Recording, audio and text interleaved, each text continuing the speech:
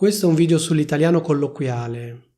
In questo video spiegherò 5 espressioni e modi di dire colloquiali.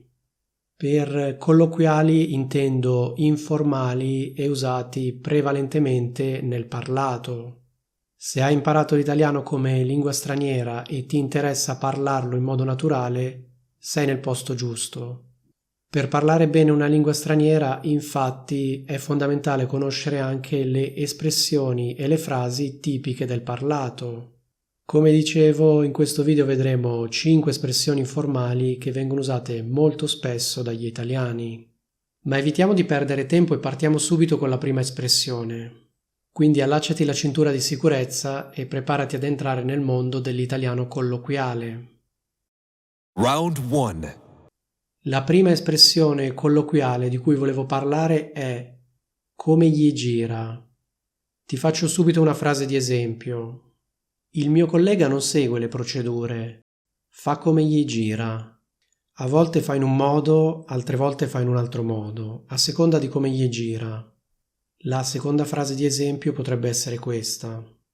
Non sono molto professionali, fanno come gli gira. E il terzo esempio potrebbe essere il seguente. Roberto non può fare come gli gira, deve ascoltare anche l'opinione degli altri. Come puoi capire da questi esempi, come gli gira fondamentalmente vuol dire come vuole. In particolare il riferimento è all'umore e al fatto che una determinata persona si comporta in base al proprio umore. Cioè un giorno è di un determinato umore, si sente in un determinato modo e allora si comporta in un determinato modo. Magari il giorno dopo invece è di un altro umore, si sente in un altro modo e si comporta in modo completamente diverso.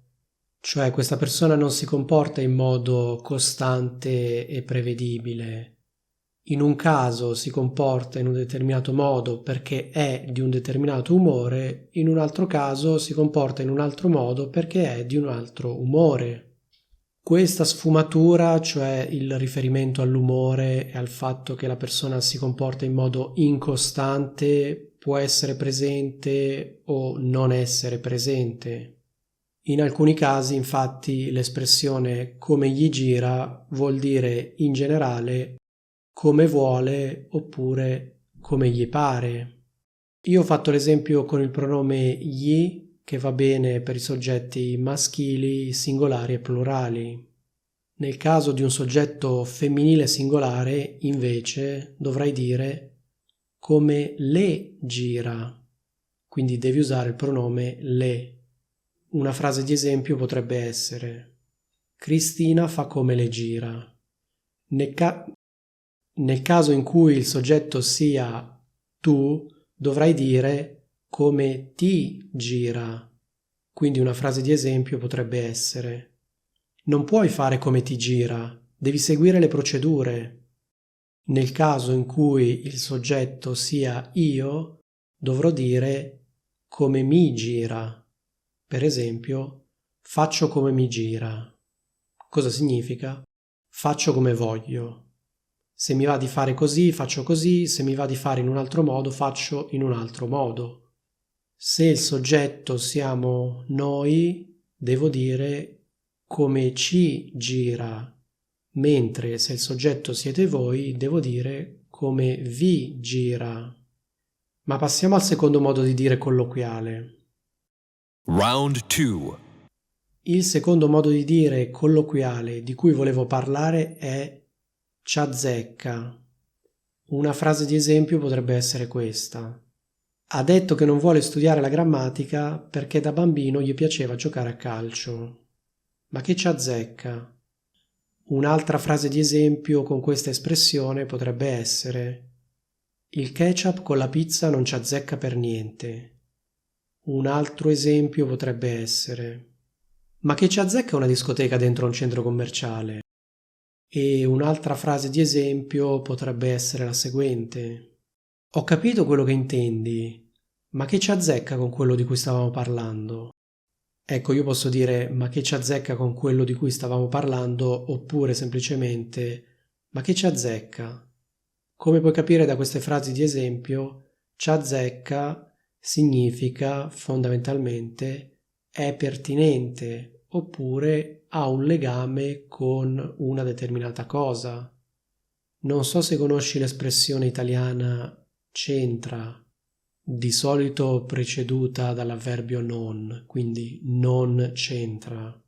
Ecco, c'azzecca è una variante colloquiale di c'entra, cioè già l'espressione c'entra è piuttosto colloquiale, diciamo che c'azzecca è ancora più colloquiale.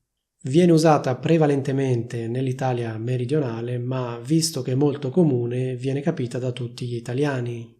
In uno degli esempi che ho fatto, una persona diceva una cosa e l'altra rispondeva: "Ma che ci azzecca?" Ovvero: "Ma che c'entra con quello di cui stavamo parlando? Ma qual è il legame tra questa cosa e quello di cui stavamo parlando?" Ma passiamo alla terza espressione. Round 3. La terza espressione colloquiale di cui volevo parlare è già tanto che. Se vuoi puoi raddoppiare la T di tanto e dire è già tanto che. Alcune persone raddoppiano la T e dicono così, altre persone invece non raddoppiano la T e dicono è già tanto che. La parola già, infatti, è una di quelle parole dopo le quali si può raddoppiare la consonante iniziale. Questo fenomeno si chiama raddoppiamento fonosintattico. Qui ti lascio la scheda di un video che ho fatto qualche tempo fa in cui ho spiegato proprio il fenomeno noto come raddoppiamento fonosintattico. Se ti interessa, dagli un'occhiata. Comunque sia, ritorniamo alla nostra espressione colloquiale. La prima frase di esempio potrebbe essere questa: tu ti stai lamentando perché ha voluto più soldi, ma è già tanto che abbia accettato.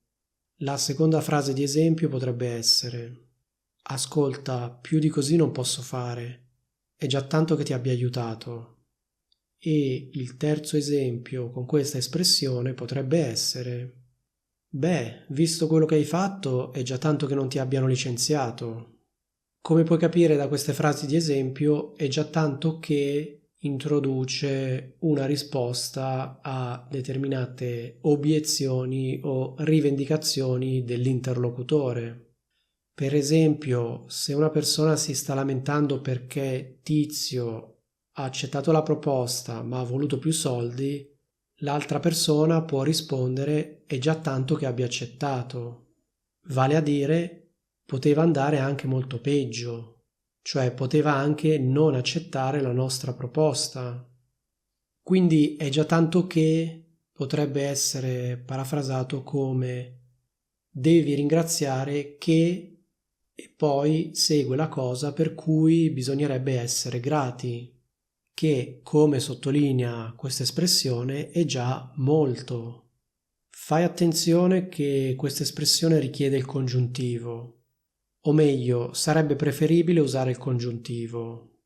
Poi è chiaro che nel parlato può capitare di sentire anche l'indicativo. Per esempio, è già tanto che ti ho aiutato, oppure è già tanto che ha accettato.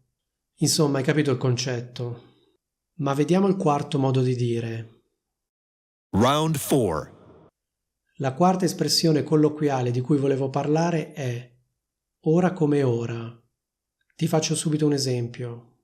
Ora come ora la situazione è stabile e non è preoccupante. Un'altra frase di esempio potrebbe essere: ora come ora preferisco aspettare e non fare niente. E un altro esempio con questa espressione tipica del parlato è: ora come ora al lavoro va tutto bene. L'espressione ora come ora è semplicissima da spiegare. Come puoi capire da queste frasi di esempio, significa attualmente, in questo momento, per adesso. In realtà la seconda parte di questa espressione è del tutto superflua. Uno può dire ora come ora oppure può dire soltanto ora. Più che altro questa è una formula che va presa così com'è. Tra parentesi, in italiano esiste anche l'espressione oggi come oggi, che fondamentalmente significa oggi, al giorno d'oggi. Una frase di esempio potrebbe essere: oggi come oggi è molto importante sapere l'inglese. In italiano esistono molte di queste espressioni colloquiali in cui fondamentalmente la seconda parte è ridondante e superflua. Queste espressioni sono un po' come delle formule, diciamo. Io diciamo che da piccolo non le sopportavo queste espressioni perché comunque mi sembrava che non aggiungessero niente. Cioè da piccolo un'espressione come ora mi sembrava stupida.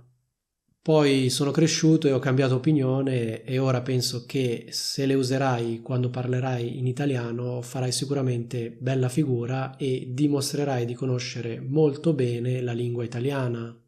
Dico così perché queste espressioni vengono usate soltanto dai madrelingua italiani e da chi parla bene l'italiano. Ma vediamo la quinta espressione. Round 5. La quinta espressione colloquiale di cui volevo parlare è non è che, e dopo ci va una frase. Questa è un'espressione molto molto molto comune nel parlato e può essere usata in vari modi. Una frase di esempio potrebbe essere questa: non è che non sono d'accordo, però vorrei pensarci. Un'altra frase di esempio potrebbe essere: non è che se uno è laureato vuol dire che è intelligente. Un altro esempio con questa espressione potrebbe essere: non è che devi studiare 10 ore al giorno, ma se non ti impegni l'italiano non lo parlerai mai bene. Un'altra frase di esempio con questa espressione informale potrebbe essere: non è che se uno spende di più impara meglio l'italiano. Un'altra frase di esempio potrebbe essere: non è che studiare la grammatica rovina il tuo italiano. Secondo me se studi la grammatica non peggiori il tuo italiano. Un altro esempio potrebbe essere questo: non è che devi credere a tutto quello che ti dice. Un altro esempio: non è che imparare l'italiano è facile, è che impararlo male è facile. Ecco, spero che questi modi di dire colloquiali e questa camicia color crema ti siano piaciuti. In generale, se ti interessa parlare l'italiano in modo fluente, ti consiglio di iscriverti al mio canale. Qui infatti pubblico regolarmente delle lezioni di italiano per stranieri. In particolare pubblico spesso dei video sull'italiano colloquiale e sulle espressioni informali più comuni. Quindi se ti interessa ampliare il tuo lessico italiano, mi raccomando, iscriviti. Nel frattempo, qui in alto ti lascio un video che ti consiglio di guardare. Mi raccomando, guarda anche questo video e che la forza della lingua italiana sia con te.